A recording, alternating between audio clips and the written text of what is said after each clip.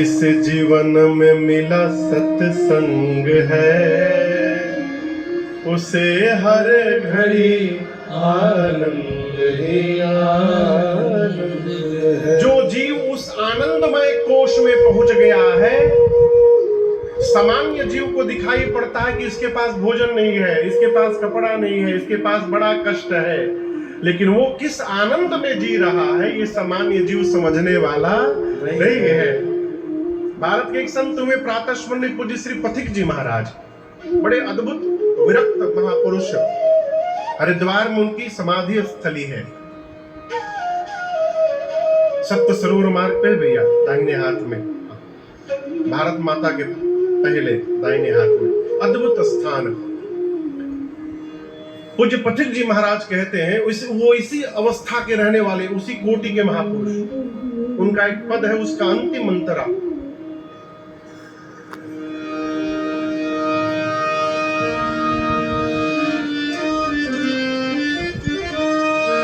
ये है,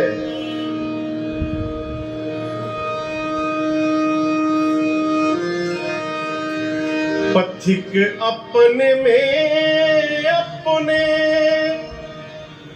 प्रियतम को पाकर,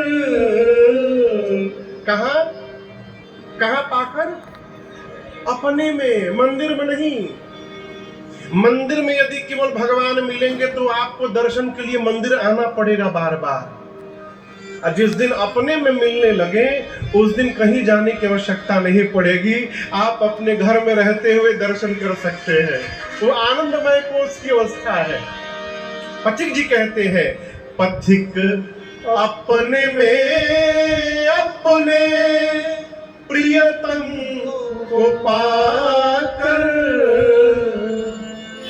प्रियतम को पाकर, पथिक अपने में अपने प्रियतम को पाकर, हम महोत्सव निरंतर मनाते रहेंगे, महोत्सव निरंतर मनाते रहेंगे, सदा जो सुसंगति में आते रहेंगे, वो जीवन को अपने सजाते रहेंगे।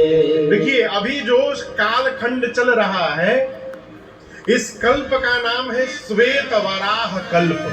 क्या नाम है? श्वेत वराह कल्प में जो मनवंतर चल रहा है, इस मनवंतर का नाम है वैवस्वत मनवंतर। क्या नाम है? इस मनवंतर के मनु का नाम है वैवस्वत। जैसे स्वयंभू मनु हम लोग पढ़े सुने ना अभी, उसी प्रकार अभी जो मनु है, इन मनु का नाम है वैवस्वत। ठीक, वैवस्वत एक मनवंतर में कितने चतुर्युग होते हैं? 71। कितने होते हैं? 71 बार चारों युग बीतते हैं, फिर मनु बदल जाते हैं, मनवंतर बदल जाता है। 71 बार सतयुग बीतता है, 71 बार त्रेता, 71 बार द्वापर, 71 बार कलयुग, फिर मनु बदल जाते हैं। और 1000 चतुर्युग जब बीत जाता है, उस अवधि को कल्प कहते हैं। तो अभी जो कल्प चल रहा है उसका नाम है श्वेत वराह। बुझाता बाबू? और श्वेत वराह कल्प का वैवस्वत मनवंतर चल रहा है। इस मनवंतर का ये 28वां कलयुग है, अष्टाविंशतितमे। कितना नंबर का कलयुग है? इस मनवंतर में 28 बार सतयुग आ चुका है, त्रेता आ चुका है, द्वापर आ चुका है। 28वें त्रेता में राम जी नहीं आए थे। राम जी कब आए थे? 24वें त्रेता में। किस त्रेता में? 24वें त्रेता में राम जी अयोध्या में जन्म लिए और 28वें द्वापर में, जो द्वापर पीछे गया है, इस द्वापर में भगवान श्री कृष्ण ने जन्म लिया, अवतार लिया। लेकिन यदि हम आनंदमय कोष में पहुंच गए तो हम नित्य राम जी को प्रगटा सकते हैं, नित्य कन्हैया को प्रगटा सकते हैं। ये हमारी विशेषता होगी जीवन की।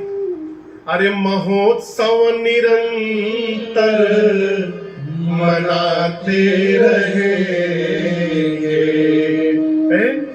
गोस्वामी जी कहते हैं इस चरित्र को सुनने मात्र से सुनता श्रवण पाई विश्राम, सुनता श्रवण, सुनने मात्र से जीव के मन को सहज विश्राम प्राप्त हो जाए। गोस्वामी जी कहते, देखिए गोस्वामी जी कहते हैं मैं निमित्त मात्र हूं। बुरा न मानिएगा, एक बात बोलूं? यहां वैसा कोई नहीं है, न मानिएगा कि आपको हम बोल रहे हैं। जहां बहुत भीड़ होती है ना पंडाल में, वहां 10-12 लोग ऐसे भी होते हैं। खूब बढ़िया टेक वाला जगह खोजते हैं जहां पीछे खंबा हो। अब यहाँ कोई खंबे के पास बैठा हो तो अपने ऊपर ना ले लेगा। टेक वाला स्थान खोजते हैं। और जैसे मंगलाचरण शुरू हुआ वो दूसरे चरण में पहुंच गए।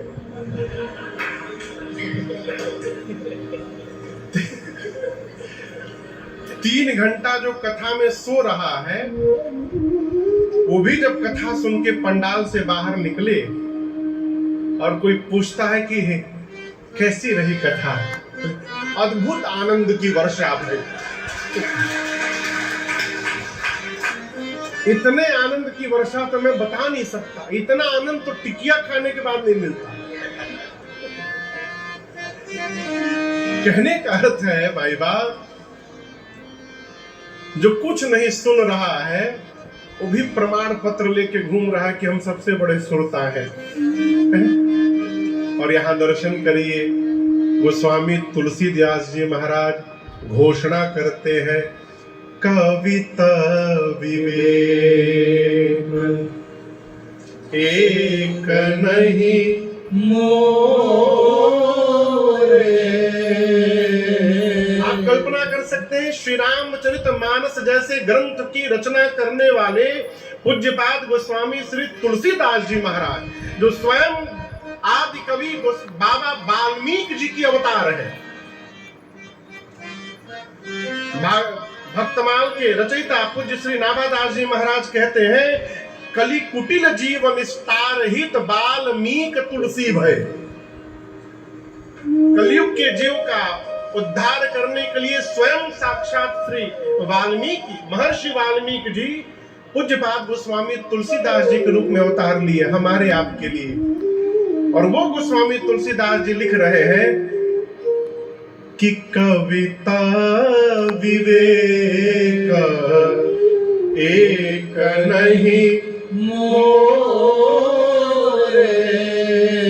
गोस्वामी जी कहते हैं कि कविता लिखने का ढंग, कविता लिखने की क्वालिटी मेरे अंदर थोड़ा भी नहीं है। एंड बिलीव मी, विश्वास करिए, सत्य कहूं लिखे कागज को। गोस्वामी जी कहते मैं ब्लैंक पेपर पर लिखकर हस्ताक्षर करने को तैयार हूं। सौगंध लेके कहता हूं, मेरे भीतर कविता लिखने का ढंग ही नहीं है। आगे कह रहे हैं, छंद आइए, दोहा क्रमांक 10 के ऊपर छंद है। मंगल करनी कले मलहरनी, तुलसी कथा रघुनाथ की।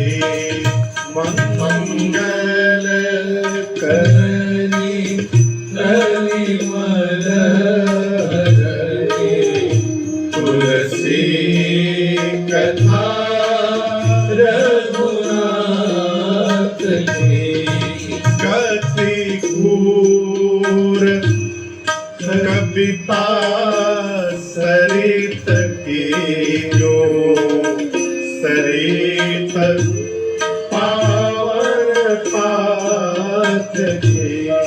जनी